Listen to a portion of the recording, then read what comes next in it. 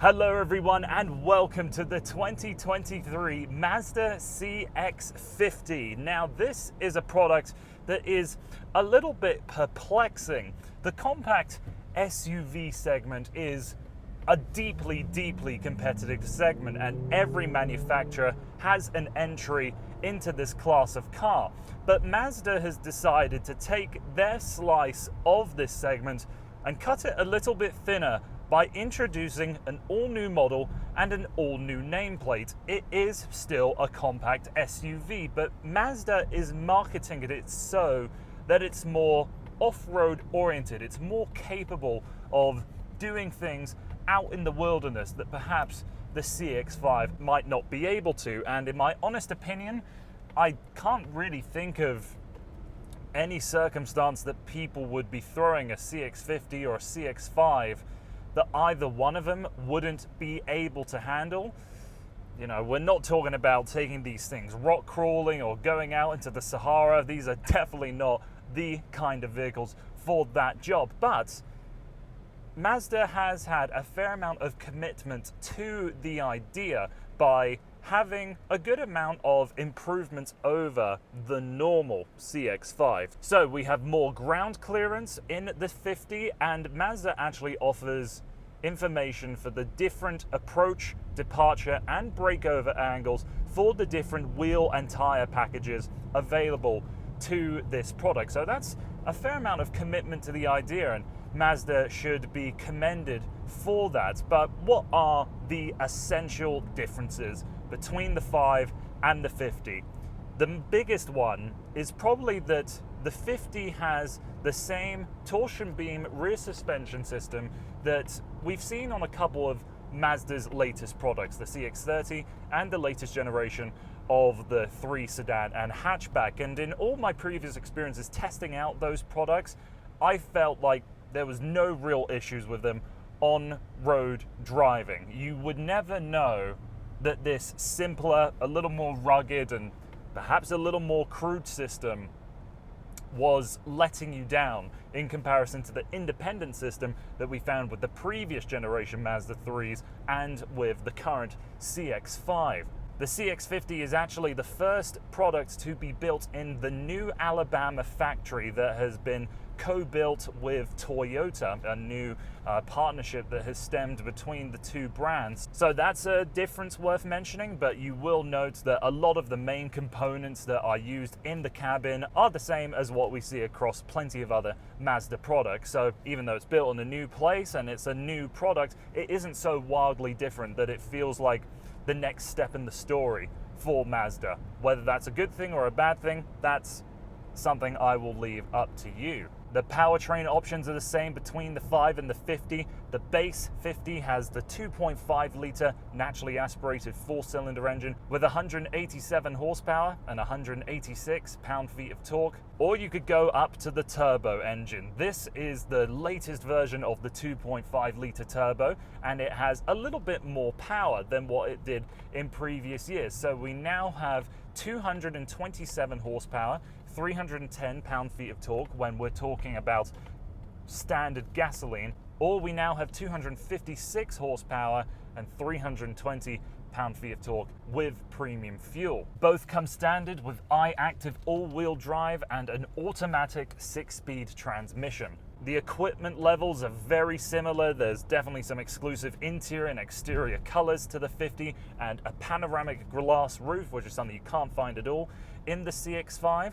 And there's only currently 2 trims of the 50 in Canada, and I believe 6 with the CX-5. So if you're going up against the GSL, which is the entry-level version of this product, versus the GX, the entry-level version of the 5, then this would definitely have a lot more options attached to it, but it is a good $7,000 on top of that. To go for the equivalently priced CX-5, the equipment level is essentially the same. So what's the differences? Well, the looks, first off, you can see that with the 50, it's a little more squat, a little more wide, and actually a little bit longer than the 5, and it has a little more butch of a character. I especially like the wheel arches that are squared off like a E30 M3, and there's some good textured components to the exterior. Overall, I think the 50 is quite a handsome product. Yes, they've made it a little more rugged with some more body cladding, but they didn't go over the top with it like I felt they had done with the CX-30. So perhaps you might be looking at the CX-5 as the urban commuter and the CX-50 as a little bit of a rural explorationist, but as I said earlier, I feel like any role that you're going to be using either of these products for, they're both going to be equally capable. Maybe one little misstep with the rear suspension system is that if you go over some really horrible washboardy roads, you can feel that back end kind of jump a little bit, and given how I imagine a lot of people will be using this for hiking trails and so on, that certainly isn't going to be something that's uncommon. So these are all things that you need to consider for your own life and your own personal application of the 5 or the 50. So to talk about the driving dynamics of the 50, this is still as sweet of a product to drive as the CX-5. You have quite heavy steering for this class of car. It does actually require a fair amount of effort in parking lots compared to any of its competitors, and I like that. Feels like you engage your pecs and your triceps a little bit more, and it isn't variable. It doesn't get easier the slower you go. The brakes feel fantastic, the transmission calibration is perfect, and the engine still has great amount of response to it despite being turbocharged. To me, there's a little less glass in the 50 to what there is in the 5. It doesn't impede visibility all that much. I'd say all around it's very good in this product, but you will notice that the greenhouse is perhaps a touch tighter.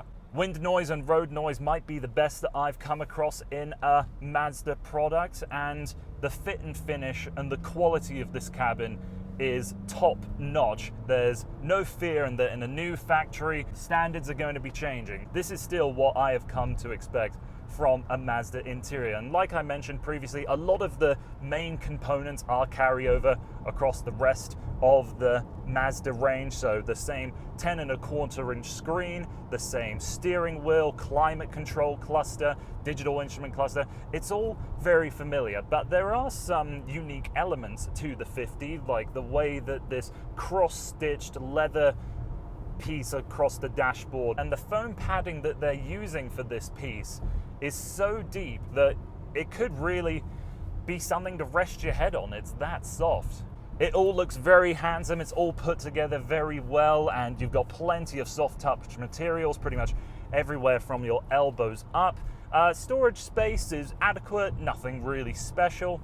The biggest difference for the interior versus the 50 and the 5, I'd say, is the rear seat space. We've got a longer wheelbase in the 50 compared to the 5, and I can easily sit behind myself here in the 50, and I'm 6'4", so the compact SUV space, it is a little bit rare for me. So that is an advantage that the CX-50 has over the CX-5. That's probably one of the largest complaints that people have towards that product. The rear doors open very wide, much like they do in a Nissan Rogue or a Honda CR-V, but it is disappointing to see that the glass doesn't go all the way down into the door card.